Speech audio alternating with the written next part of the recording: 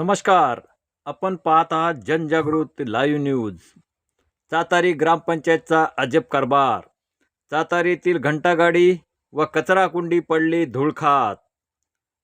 सन 2024-25 मध्ये सातारी ग्रामपंचायत अंतर्गत गावातील घनकचरा व्यवस्थापनासाठी शासनाकडून लाखो रुपयाचा निधी प्राप्त झाला होता.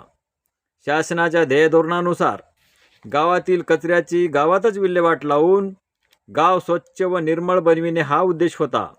परंतु सातारी येथील सरपंच व ग्राम विकास अधिकारी यांनी मात्र त्या गोष्टीला दुजोरा देत गावातील कचऱ्याची विल्हेवाट लावण्यासाठी शासनाकडून लाखो रुपये निधी कचऱ्याची विल्हेवाट न लावता घंटागाडी व कचरा कुंडी खरेदी करून शासन व गावातील नागरिकांची दिशाभूल केल्याने गावातील नागरिकांकडून संताप व्यक्त केला जात आहे.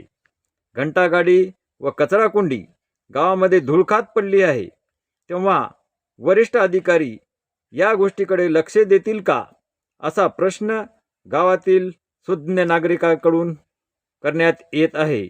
जनजागृती लाईव्ह न्यूजसाठी राजेश कदम, उमरखेड.